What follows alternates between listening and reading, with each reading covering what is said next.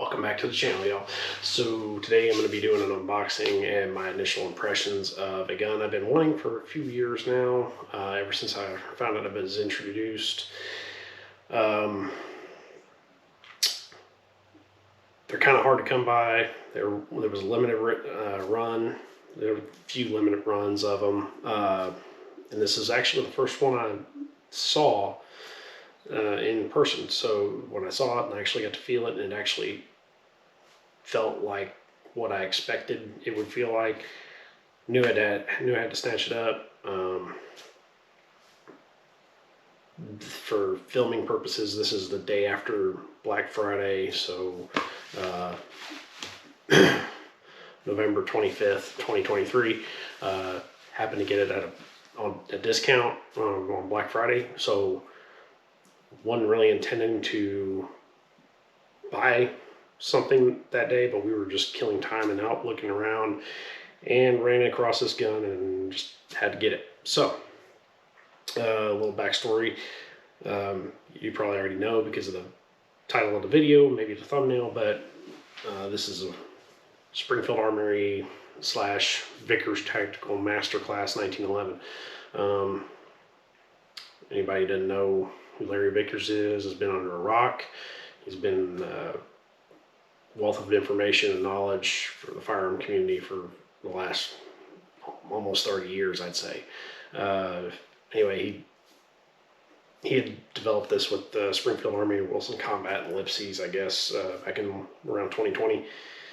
And I've been trying to find one, hadn't found one. And anyway, long story short though, he's currely under, pled guilty to some felony weapons charges and whatnot, and had several guns taken. He might be looking at prison time. I don't know. Not my business. But I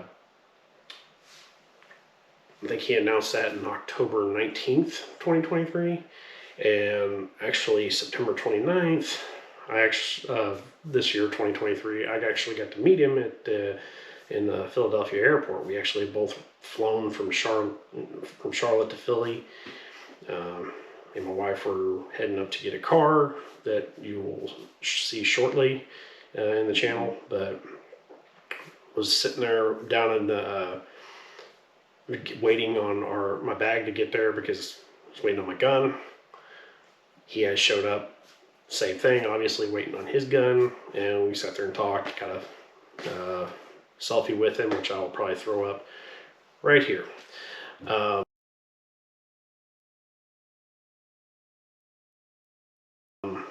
wife made fun of me because I was like, she said I looked like a 13-year-old meeting Taylor Swift.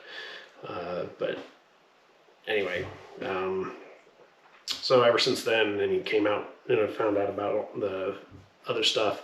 Obviously, these weapons are probably not going to be made anymore. And I wasn't buying it only because of that. I'd actually already been wanting one. So the fact that it was already, knowing it's probably discontinued from now on, we went ahead and snatched it up. So without further ado, let's get into it.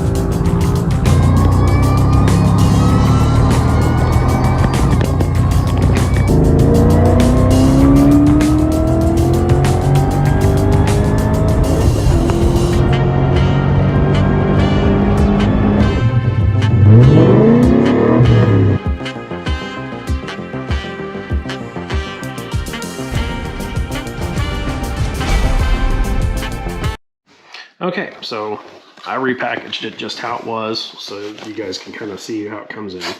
Obviously, something I love, the fact that it's illegal in California.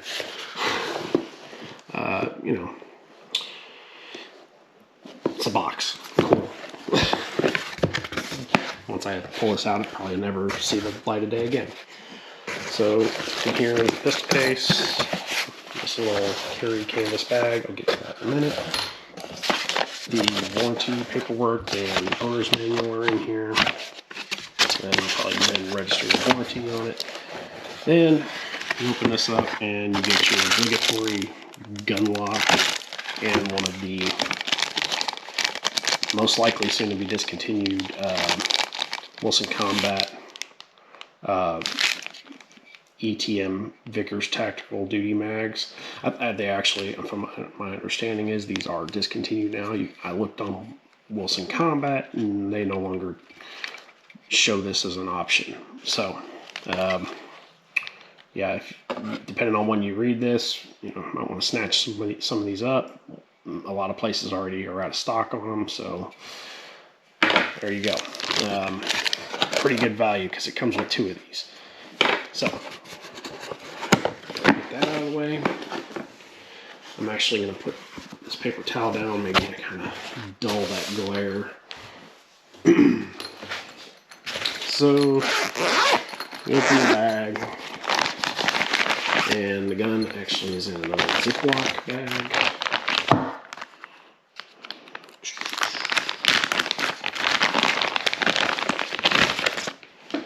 And here we go. So, my initial impressions of the gun. One of the things I really like about it is it has this like black tea finish. So unlike most of my 1911s that have some type of finish that's going to wear easy, this should wear better. If you don't know, see, there's another one of those Wilson Mags. What's so special about this gun? Well, it comes with a variety of Wilson Combat parts. The HD, it's a Trigicon style HD red-orange front sight, a Vickers tactical version of the Wilson Combat Battle U-notch rear sight, which is serrated. Oh, come on, focus. The back of the sight's serrated. I do like, it's kind of old school where the rear sight kind of overhangs the back of the slide. It also comes with a solid medium length trigger shoe. Not really, I don't remember if this is actually a Wilson part, but it's whatever. It does come with a Wilson Combat bulletproof single-sided thumb safety. And it is a very positive engagement, both taking on and off. It also comes with a Wilson Combat Commander style bulletproof hammer. It also has their sear and disconnector in it. And all in all, it is fit very well. One of the things, there is just the slightest amount of wobble. Like, you can't see it. You can hear it clicking when I rattle. But you can't see it moving. The barrel is very solid in the hood. It's all in all, seems to be very well built. There's, obviously this isn't like a custom gun, but the blending back here is very smooth. The thumb safety, one of the things I've noticed with cheaper 1911s is sometimes the thumb safety, if it goes in too far, you might actually have back part of the actual grip that sticks out further, which makes it very uncomfortable to shoot. Also, the blending of the thumb safety back here, generally, if you shoot a lot with one of these, it will chew your hand up if it's not done right. All in all, very well fit, it seems to be. As you can see, you might not be able to see that, but it has a fairly smooth beveling on the magwell. This newer style stippling that's on the front and the back, on the mainspring and front strap, and then also on the slide serrations. seems grippy enough. It's almost like kind of feels like a 25 or a 30 LPI checkering in roughness, but seems smooth enough, but it does seem to give plenty of purchase. And we'll see once I get to shooting it how it actually stands up. Let's see how the beaver tail is sensitized. So right about there.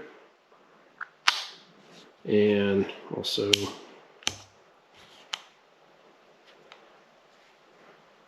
try and check pulling the trigger and release the thumb safety. And the hammer doesn't move at all. Okay, so everything seems to function pretty good. Do my Steven Seagal unsafe test check. Seems to smoothly ride. It does need to be lubricated though, which I will be doing here shortly. No major hiccups. Very smooth built gun. Trigger. Oh yeah, it's a 1911, but I mean it's. Let's do that again. Let's see what I reset.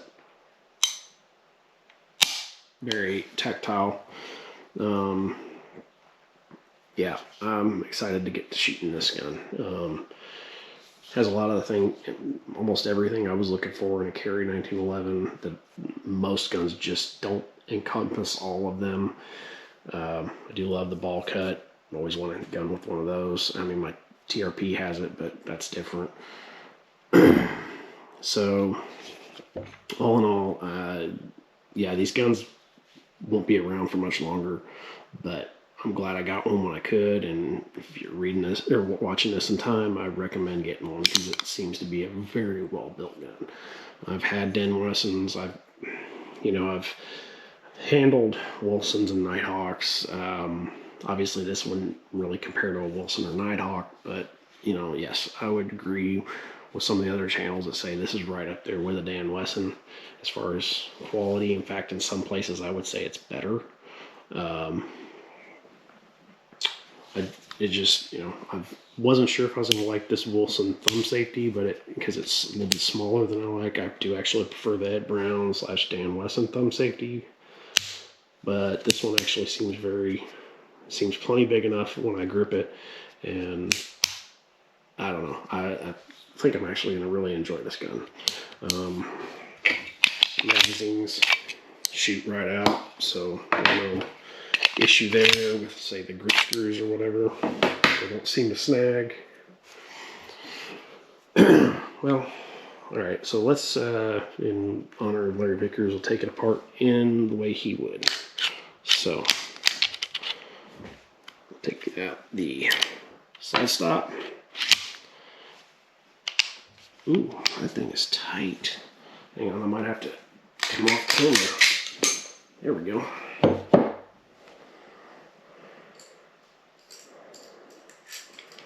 So, had to take it off camera to get it out. Get the recoil plug out, and in Vickers fashion, go ahead and pull the barrel forward, push out the plunger. Ooh, that is tight. I might actually need a tool for that. That is a tight fit. I cannot actually turn that. There we go. Get the plunger out.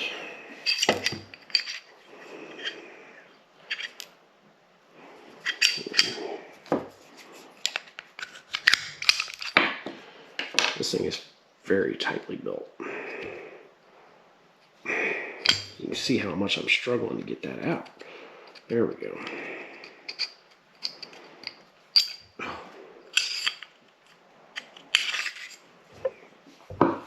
So, nothing really to see underneath. Yeah, it's just a 1911, honestly. Ejector seems to be staked in pretty good. So, it should be, it's brand new, but Yeah, this is one of the, I guess, the second run, because it's number 971. Don't think y'all really care about that. But anyway, I'm going to get to cleaning, getting actual lubricant on it, clean it up. And anyway, hopefully the next time you see this gun, I will have put several hundred rounds through it, and I might actually be carrying it. Because I do still love to carry a 1911, especially in winter months. I like the extra penetration 45 has. Okay, so the continuity of the video may not make sense. I'll edit this in to try and make it make the most sense. But basically, I forgot when I was filming this to check extractor tension. So I'm going to do that with a, this is a 230 grain HST round. Just check it real quick.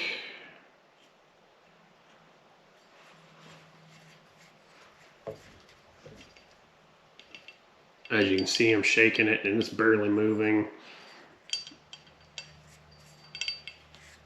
I mean, it gives up a little bit, but extractor tension is pretty good on this. Take my light here.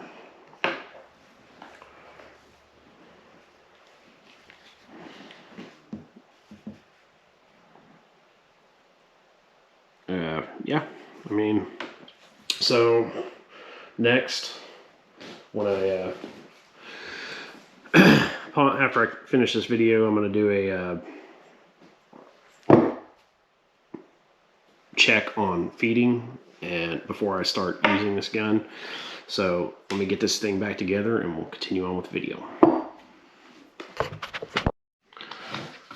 Okay, so thoughts overall, final thoughts again on this gun. Seems very well put together. Obviously you're not going to have, it's not total dehorn. It doesn't feel very sharp, but there are some touches, like you could tell it's not a totally custom gun. Like back here on the mainspring, obviously the mainspring housing, isn't quite matched up with the back strap. Right here in this corner, not a big deal at all.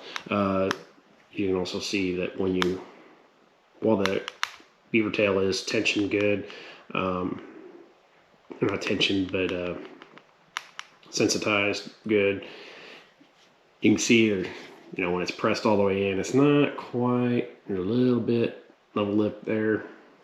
It's not fully fit. No big deal. Didn't expect that from this gun. It's not a custom gun. So some things I'll probably do. Well, I do like this Wilson safety more than I thought I would. It is smooth. I prefer the Ed Brown style or the 10-8 style, which you can't get anymore.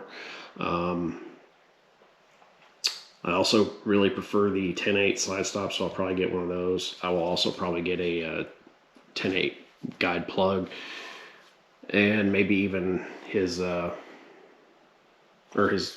recoil spring guide, and then his plug, just because, and maybe his mag catch. If you don't know who 10-8 Performance is and you're in the 1911s, shame on you. Hilton Nam, he's known for his knowledge in the 1911 world, and that's what I'm going to base my reliability test on, is what he does. He knows more about 1911s than I do, so I'm just going to use that. So what it does is you take, say you're like, I'm going to try to use these HSTs because I have a bunch of them. You take a full magazine, do 10 full magazines. You don't have, obviously, if you don't want to spend that much money to fill up 10 magazines of hollow points, you can cheat a little bit, I think, if you take, you can fill it up with range ammo, ball ammo, and then put the top round as your defensive round you want to use. but you do it 10 times. You do a slide lock load and make sure that the top round on all 10 feeds. Then you go again, and basically he demonstrates this in the video, but you hold it until the round starts to catch the round, and then release the slide and see if, you know, basically if it feeds or hangs up.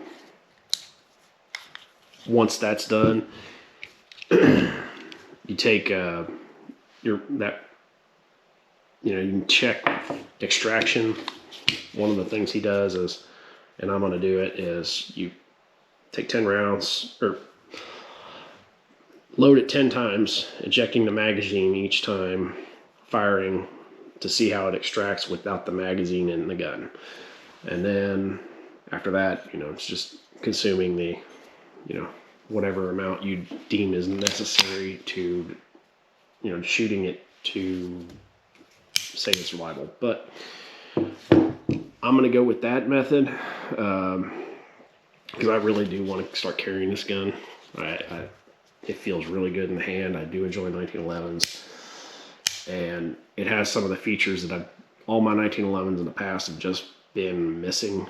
It kind of fits the bill for me the most out of any of them I've had. So I think this is going to turn out to be a great carry gun. I hope they still make these. Even though I imagine they'll be discontinued because of the recent problems that Larry Vickers ran into. It's still on their website, on Springfield Armory's website, so maybe they'll continue on with it. Who knows? Anyway, like I said, hope this helps. You know, we're thinking about getting one of these. I like it. Plan on using it. I would honestly say, looking at it, initial impressions, if you can get one before they are gone, go ahead and get one. You know, yeah, if you need a rail for your 1911, then this isn't the gun for you. If you need a shorter gun or a 9mm gun, this isn't the gun for you. But if you're looking for a good quality, government size 45 1911 for defensive use or something like that, this is definitely, I would think, the best gun for the money right now. Trouble is, there's only a handful of them, even on gun brokers. So anyway, time will tell. So hope this gave you some insight. Until next time, I'll be back.